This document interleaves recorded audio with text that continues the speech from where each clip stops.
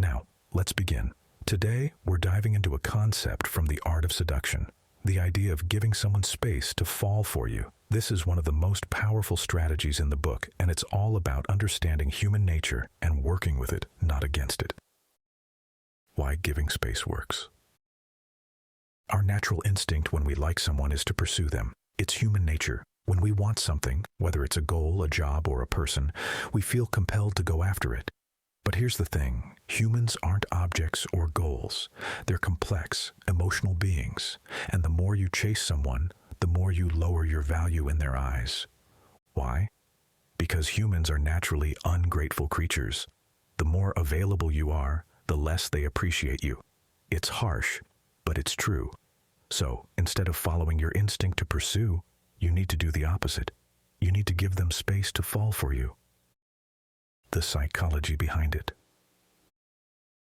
Humans are naturally suspicious and willful. When someone shows too much interest too quickly, it raises questions.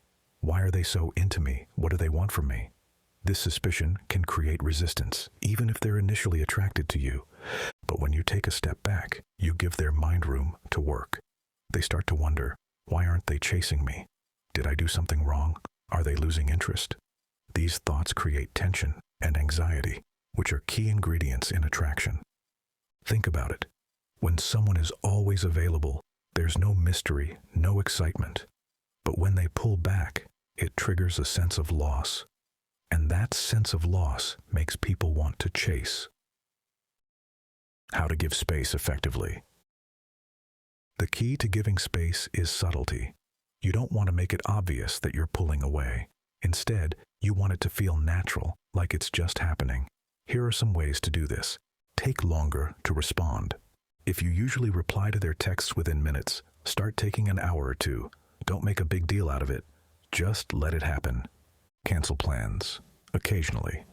If you've been seeing them regularly, cancel a date every now and then. Say something like, "Hey, I've got a lot going on today. Can we reschedule?" This creates a sense of unpredictability. Be less enthusiastic. If you're usually very warm and engaging, dial it back a little. Instead of a long, heartfelt hug, give them a quick pat on the back. Instead of texting them good morning every day, skip a day or two. Focus on yourself. Spend time on your hobbies, work, or friends. When they see that you have a life outside of them, it makes you more attractive. The power of ambiguity. One of the most effective ways to create tension is to be ambiguous. When you pull back, don't explain why. Let their mind fill in the blanks. For example, if you take longer to respond to their texts, they might think, "Did I say something wrong? Are they losing interest?" This ambiguity makes them overanalyze and in turn become more invested in you. The human brain hates uncertainty.